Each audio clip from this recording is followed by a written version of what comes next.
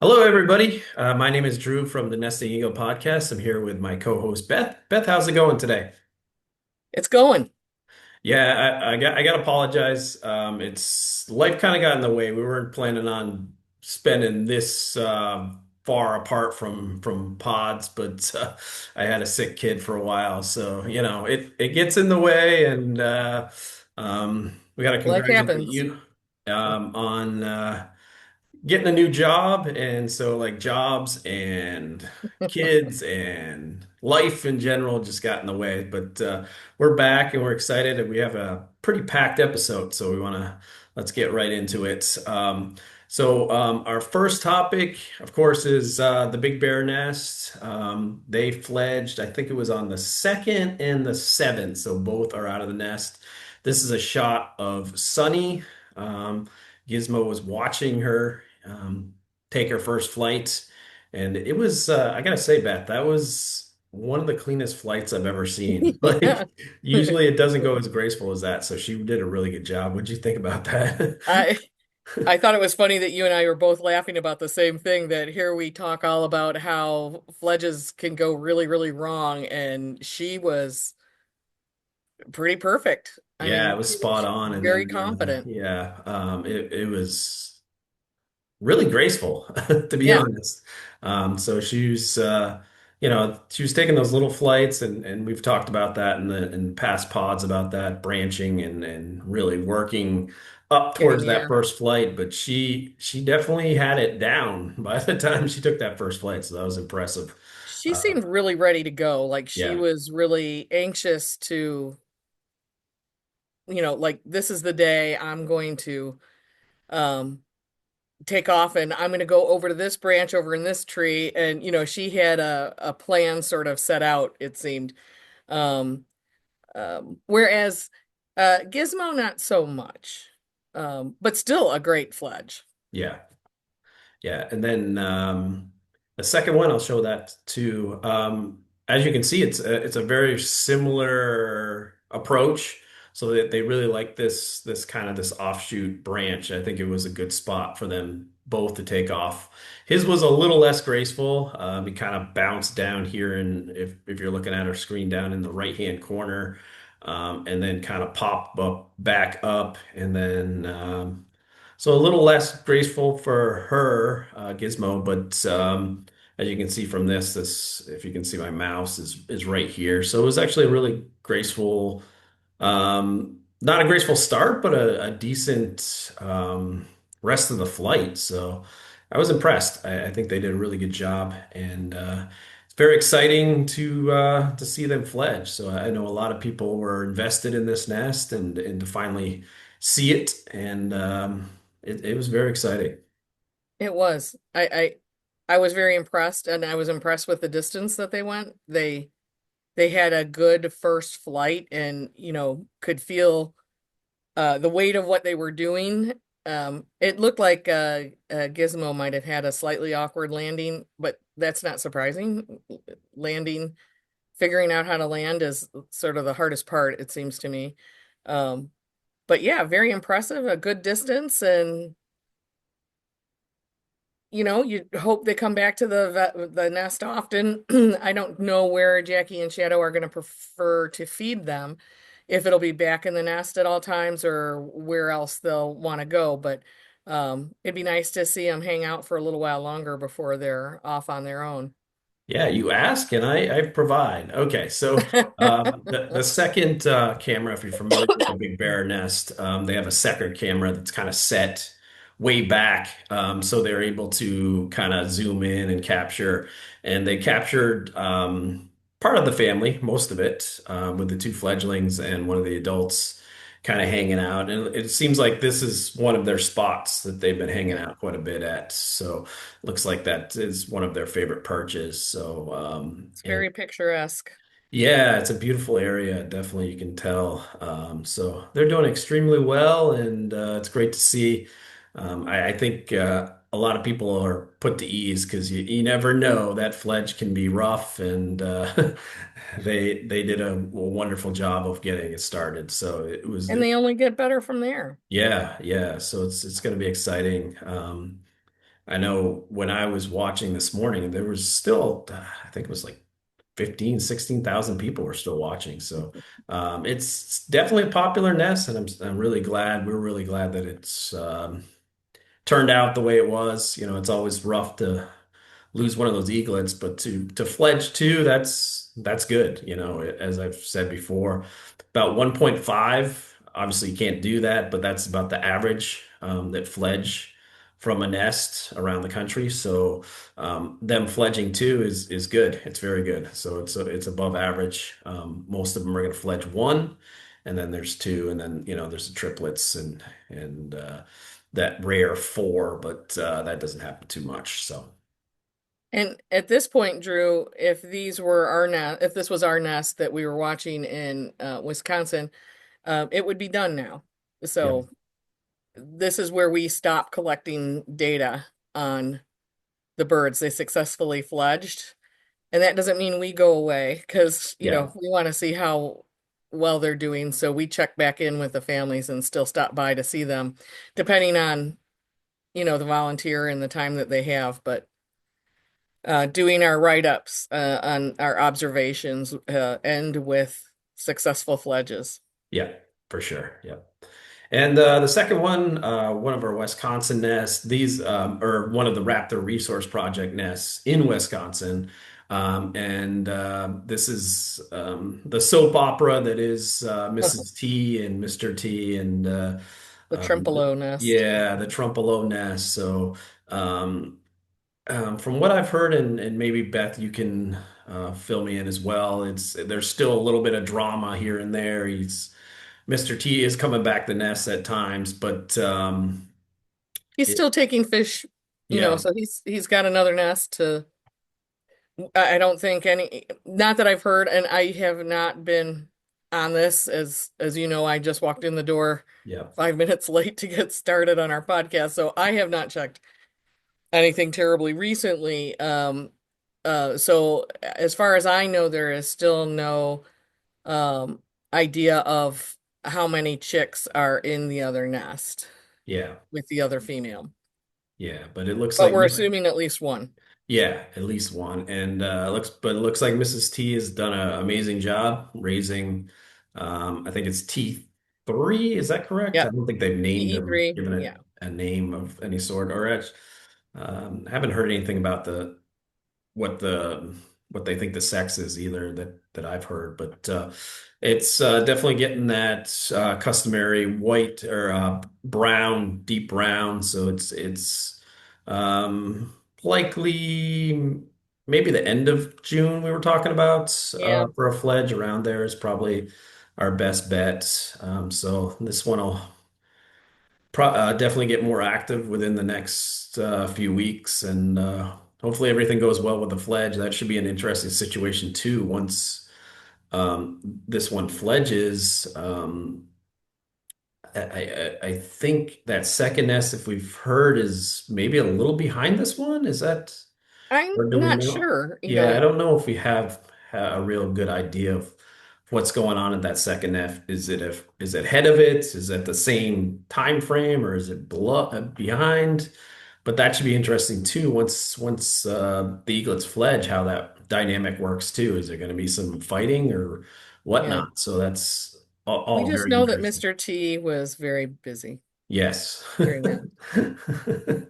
So, and then, it's something we'll keep an eye out, and that'll be on, as I said, probably the end of the June, we'll be on Fledge Watch for this one as too. So it'll be interesting to see. Hopefully Yeah. they're as successful as the Big Bear fledglings. This one takes an easy flight, but we'll have to wait and see. Yeah, and a part of it has to do too with personality at the nest. It's some of them are anxious to go. They want to fly, and some of them aren't ready to leave and still want to get their meals delivered to them and chopped up into little pieces and fed to them. So it depends on sort of the eaglet when it really wants to take flight. I'm sure hormones are driving it, and then hormones are certainly driving the parents to want to be done. And start getting on to hunting and teaching it some finer aspects of being an eaglet or a fledged eagle before it takes off on its own. So, and those we've said it before, the really good parents spend time with their fledglings to teach them some skills before they leave the area. Yeah, so it's should be interesting as we pointed out. To see that dynamic is going to be really, really interesting. It's we just don't know. You don't see this. This is a very, very atypical nest. There's just not a whole lot of data for it, so that'll be interesting to see. Hopefully, Raptor Resource. I believe they're collecting data on that second one, at least some observations, and can kind of give us like a little bit of the story at the end of the season of what's going on, what they think that's going on. Raptor Resource Project is one of the main um, eagle groups in the country. So it's going to be interesting to see what they think with all their expertise with breeding eagles. So should be really interesting. I'm excited to see what they come up with. It'd be a real surprise if it stays this way next season. I Yeah, would think. yeah. Is it going to become a trio nest? Yeah, it's Right. there's a lot of scenarios it could go any which way it could go. So it should be I don't even I can't even guess on how it's going to No. go. So I'm not even going to try. But yeah, let's go on to more of our bald eagle nest watch. And first, I just wanted to give a quick update to our Wisconsin bald eagle nest watch. We are in the throes of fledging. So last count, around 16 or 17 nests has have at least one fledgling, and there's probably some more that haven't quite posted their data or whatnot. So we're probably around 20 if I was to guess so far, and then it's gonna go gangbusters from now. I think in that Yeah. mid June time frames when it starts to ramp up, and to about 4th of July is usually where it kind of tails off.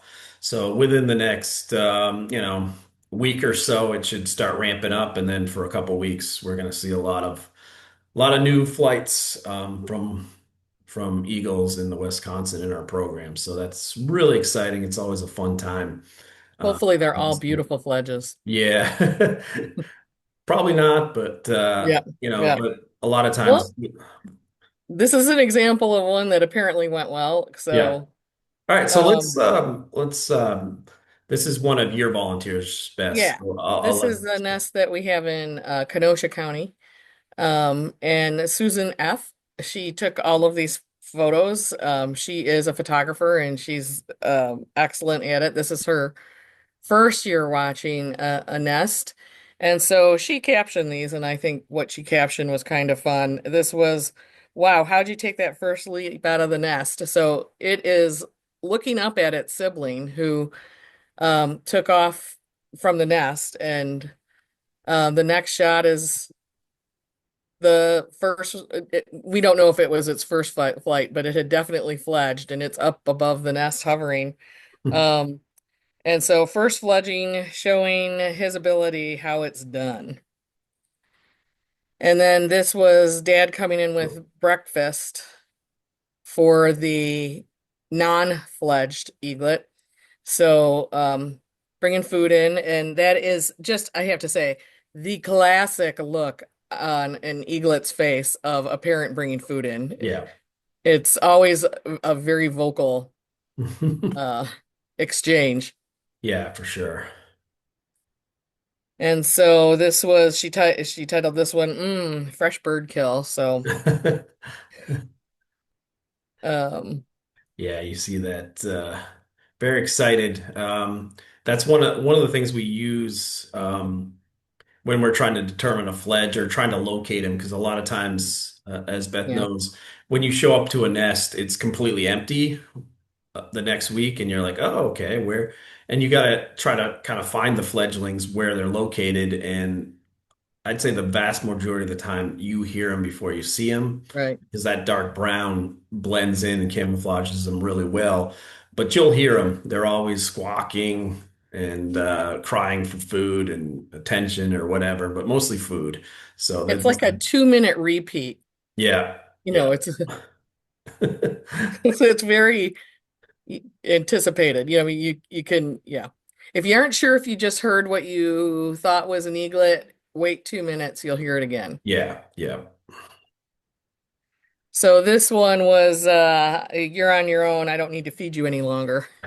So Yeah, and I think we've mentioned this before, but at the tail end of the season, the adults are pretty much pop in, drop food, and get out of there. I've seen so many times where they land in the nest, especially when there's multiples.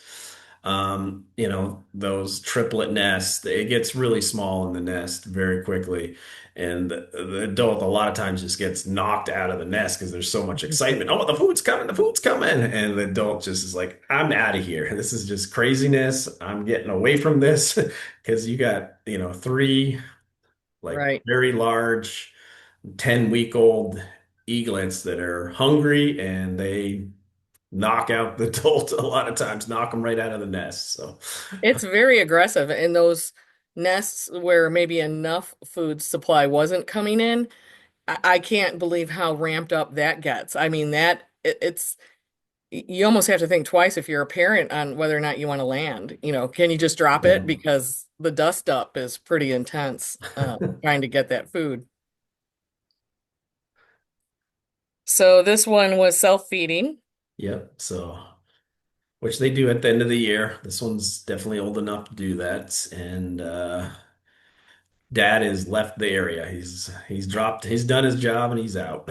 Yeah. And then testing the wings. So got out of the nest. It's had a meal. So Yeah, gotta get it. Gotta gonna get do a that workout. exercise. Yep. Right. Get your exercise done after you ate. Because it's not just you know, about flapping the wings. It's, they need to develop those muscles and cardiovascularly. I mean, they have to have the lung power to do it. And I think a lot of times that's when a fledge goes bad because they just don't have the wind power Yeah. to get lift again and get back up to a nest. Yeah, and they don't have the experience either, so Right. they don't quite know what they're doing yet. So yeah, that happens quite a bit. So this is a big hop. So you can see there's air underneath those talons. So Yeah. Yeah, and again, we use at the Bald Eagle Nest Watch, we use or most eagle groups do this as well, but we do this. It's called a full fledge. So this is not a fledged eagle. This is not a full fledge. Even though it's got air, it's jumped off the nest. It's not a fledge. well, this nest does not have really convenient branching to do. No, it doesn't Um, look like it. No. yeah, they're pretty spindly trees. This is a marsh. It used to be a rookery. Yeah, Um, you can see like right down here in this corner. I'm yeah. assuming this is an old heron nest or one of the And if something like you that. haven't heard Drew and I say it before, eagles make really bad neighbors. They So, do. They do. Unless you're a little bird. yeah. Actually, I think it was at Trempealeau, when I was watching the Trempealeau nest. There was a songbird kind of near the nest, kind of flying around, and you see that a little bit. I know I've mentioned this before, but it's a good neighbor for a small bird, but not for birds that are on the menu because they will take Yeah. heron babies and other birds like that in that nesting. They have been known to target rookeries for food. So yeah, eagles are not great neighbors for that. Yeah. They're going to clear out a rookery. I had sent you the picture of one of my nest of threes with the little bird sitting there and Yeah, said, "Wanna be eaglet number 4." yeah, And that bird was in snatching distance of all three beaks, and yeah. it just bounced around the rim of that nest with them, and it was Very pretty brave. hysterical to watch. But now, we talk about them being bad neighbors, and then we talk about how little birds can live like sometimes in their nest with them, like coming into an entry point underneath the nest. So there are other things that will nest within a nest that a bald eagle has built. But then this time of year is also kind of rough on them because they will get targeted by any bird that is nesting in the area that's bigger than a little songbird. But even little songbirds will do it. Red-winged blackbirds are notorious for attacking eaglets and eagles because they're seen as a predator and they don't want their chicks taken. An eagle is not really going to waste any time on red-winged blackbirds. They're looking for bigger prey, but I have seen orioles riding the backs of eaglets, Yeah. blue jays, gray blue gnatcatchers. There is nothing. Oh, kingbirds are Yeah. terrible. Yeah. Kingbird. Um, Yeah. there's nothing that won't ride the back of an eagle to drive it out of their area. Yeah. Let's see here. So this is how you do it.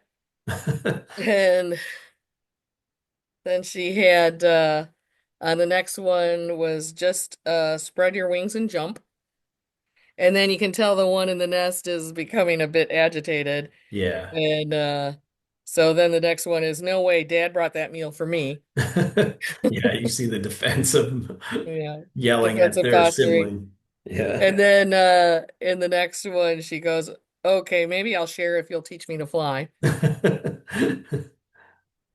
So and then her last picture has the two of them sitting there on the nest together. And so she was a first time, Susan was a first time volunteer, and so her response to this was, I'm gonna miss this until next season. So Yeah, you get that. That's definitely a common response yeah. from our volunteers and from us too. Yeah, And it's yeah, I told her you don't need to. yeah, You're done reporting, but when once the second one goes, but then I keep an eye on my nest. I don't go that often, but I'll keep an eye on it to see how long they keep their eaglets around, and when the eaglets sort of disperse from the area. I shouldn't call them eaglets, they'd be fledglings yeah, at that point or first years. Um, it's always hard to stop saying eaglet once they yeah, fledge. yeah, Um, but yeah, some eagle pairs hang out in their territory for the entire year. Some of them might go away for a short while, and then some of them, once nesting season is over, they're just out of there. So or where they go is not detectable to us. So um, it's just interesting the different ways that adults go about raising their young and how much time they spend around their territory. yeah. I think it's I've seen both ways. I mean, Yeah, most of them do stick around the nest territory. Might not be right on top of the nest, might not be using the nest, but a lot of them we see they use that as kind of a drop off point. And I believe the big bear eagles, if I remember correctly, seeing is a lot of times the fledglings will come back and sleep in the nest as well. And I think they've done that a little yeah. bit as well. It might not be every night, but sometimes they do sleep in the nest. So, Yeah, my nest of three, they're very nest bound. They use the nest quite a bit. And then the adults also come by and drop food on the ground for them. So they enjoy a good mud puddle. yeah. Yeah. Yeah. The, Yeah. um, so one thing I was gonna say to you too is I thought the camera situation, Nest cameras, in general, it was pretty funny to see. I think I sent you the video of T3, TE3 at Trempealeau, where a parent brought in a fish and the fish was still alive. Yeah. And the eaglet kind of claimed it and then realized it was still alive and then had a little freak out moment where it backed away from the fish. Like, "Well, I don't know what to do with this." Yeah. Yeah. Um, It's not supposed to be flopping around, mom or dad. right. It's supposed to be. How do I make it stop and how do I Yeah. get it in Yeah. bite-sized pieces? So, yeah, it's kind of funny when you see an eaglet learning. Um, food isn't that easy to get and it's not that easy to, prepare. You at some point, that kill instinct has to hit them. Yeah. where they know that they have to take that animal and either let it go or, put it out of its misery. And they fall out a lot. I know from talking and seeing neighbors that have, if you have a nest in your yard, a lot of times those people have dead fish all over the Yeah, place. They get thrown from the nest or dropped or right. whatever, and it's I guess it's one of the things that's, it's a negative, I guess, but I'd love it if I could ever have a nest in my yard. Oh It'd be yeah. amazing. Yeah. So, but it's something you'll have end up having fish on your roof or whatever. So, Well, yeah, I told you the story too of where I went to one of my nests that is on I don't know what to call it. Uh it's not on a residence, it's on a business property, and people work there, and one of the people who regularly works near the nest, came up to me and said, "Oh, I am so sorry. I am so sorry." And I'm like, "What? What's wrong?" And he's like, "I'm sorry to tell you, but I think we lost an eaglet." And I'm like, oh, okay. What makes you think we lost an eaglet?" And he said, "Well, we found a body underneath the nest." And I said, And you th think it's an eaglet?" And he went, "Yeah." And I said, "Do you have the body?" And he's like, "No." And I said, "Do you have a picture?" And he's like, "Yes." And I'm like, "Okay, I need to see the picture." And he's like, "Do you really? I mean, do you really want to see the picture?" And I'm like, "Yes, I need to yes. see it." And I would like that body too, if it is an eaglet. And I said, "But just show it to me so I'm sure that I know what it is." And he goes, "Well, just so you're prepared, it doesn't have a head." And I'm like, "Okay." So he shows me this picture, and it was everything I could do to not crack up because it was so obvious a mud hen. Yeah. So it had those long green seaweed looking legs, and Yeah. it was just so cute. He just didn't think I would, you Yeah. know, be able to manage at the thought of losing an eaglet, which, is hard, but you and I are pretty Yeah. hardcore at this point about losing animals, but the I'd already seen that there were three up in the nest, so I knew it wasn't going to be one of the Yeah. eaglets, but it was kind of funny. Yeah. And Yeah. there is nothing in common between an eaglet and a mud hen. There's like nothing that they Yeah. have in common. Brown body, that was it. Yeah. Yeah, I mean, we've had cases, and you had one too, Beth, where if they bring back like a gull or Mm, something like that, it might look like a eagle, but yeah. yeah, it's the size difference is quite a bit. So, That but wingspan is what really yeah, kills you is yeah, when you see wings that could be as long as a full-grown adult bald eagle. It's a little nerve-wracking to think something has died in the nest. And then we did last season we had a nest yeah, hit with lightning. Lisa G texted me and said, I think we've got a problem. I think we've got yeah, a dead eagle in the nest." And it it uh it was property that we need to be signed into to get on to the property, and we watch from a great distance, but they let us in so that we could take a closer look. And the male had been brooding the young. They had hatched. We never could get a visual on how many, but they were definitely feeding. And yet that the adult male and the whatever he was brooding were gone once that yeah, lightning strike hit. So yeah. It's my mom unfortunate. took full advantage of that meal that was Yeah, provided. So yeah. yeah, yeah. It's unfortunate it happens, and you see those occur. But on a positive note, avian influenza didn't ever emerge this season, which is great. I'm knocking on wood, Drew. Yeah, yeah, me too. Yeah, And also that report, I know I think we mentioned it at one of the pods. I don't remember which one, but that quite one a while ago. recovered. Um, was positive for it and recovered, and they released it, which is amazing thing too. So I think that was that in Minnesota? My, Oh, I don't remember. yeah, okay. We're not gonna, No, let's not, not guess. yeah, let's not guess. But there was a We can go over report. it on the next podcast. Yeah, there was a, we don't want to get yelled at, but there was a report of a positive HPAI eagle that was um, rehabbed. Subadult. Yeah. Yeah, they had it's a tough process because they have to quarantine it away from everything else, and that's gonna be tough for the staff too. As you know, Beth, like Yeah. they have to take all kinds of precautions, especially if they have you know pet birds or whatever. Or they work other places. It's just that's got to be crazy, and they can't come in contact with any other.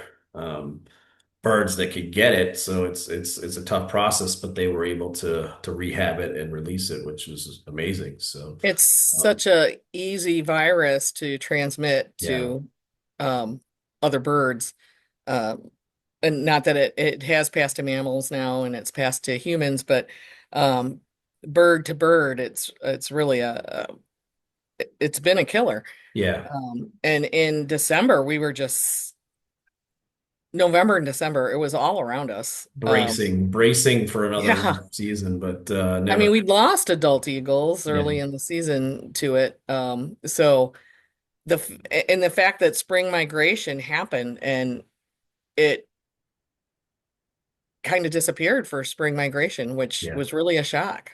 yeah. Not So expected, but appreciated. Yeah, I haven't run the numbers yet, but I imagine it's going to be around that 10 to 15% fail rate. It actually might be a little higher this year, I think it's going to be higher. simply because of those storms that you guys got.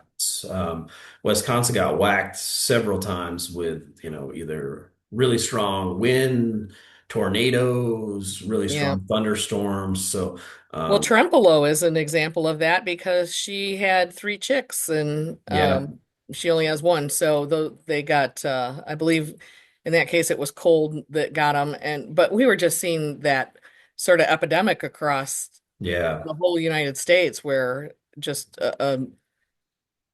I mean, for you and I, a yeah, surprising number of eaglets lost in the first 2 weeks of life, and because that's a visual we don't get. yeah, Um, and that's a really a great thing for our education and to understand what goes on in the nest. yeah, There's usually three eggs laid, but is that third one oftentimes never hatches, or it can be the situation where it doesn't hatch. Could be because they stop incubating, it could be because it was not viable, but it is very interesting to see how many do hatch and then they're lost to the yeah. elements.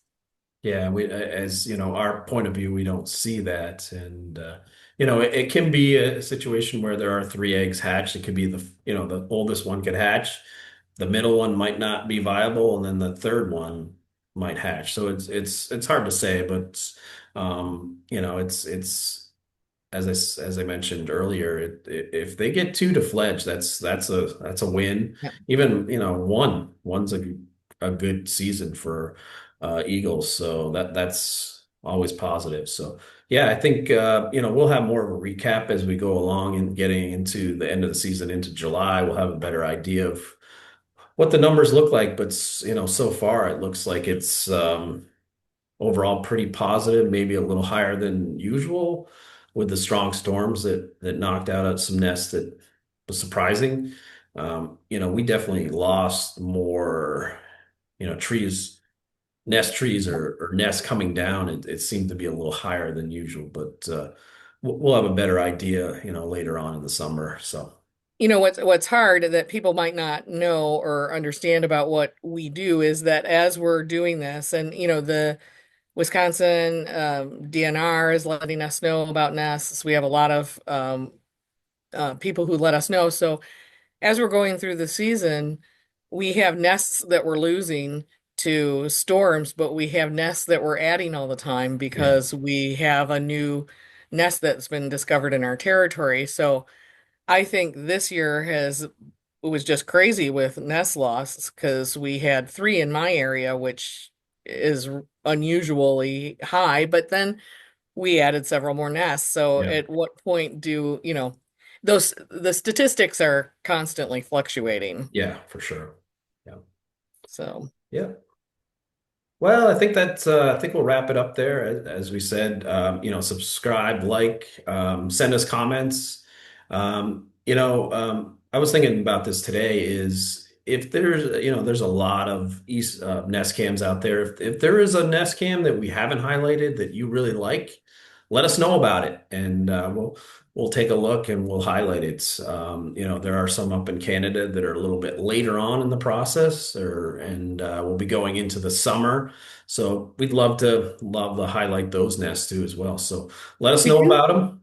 we do have that one in Michigan that I haven't heard anything about lately that had the four eaglets that were doing quite well. So we should look at that, and we should also look at how parenting differs between bald eagles and the research you were doing on golden.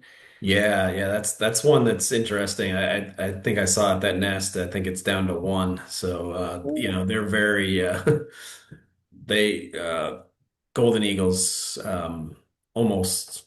Different parenting style. Yeah, very parenting. That second one's pretty much a spare, just in case something happens to the firstborn. So, but yeah, that's one of the reasons that bald eagles can recover so fast is they tend to rear multiple eagles to fledge, which is extremely important to get those populations back, and that's why they've rebounded. Part of the reasons, but. All right. As we said, subscribe, like, send us emails at nestingeaglespodcast@gmail.com. And thanks for all the views. We're very blessed to have everybody that's watching us, and we'll continue to do our thing and hopefully you enjoy it. And thank you to Southern Wisconsin Bird Alliance for Yes, helping us out. yes, for helping us. Brenna is helped us out tremendous a lot and the whole organization. So we thank you guys as They're well. fabulous. All right.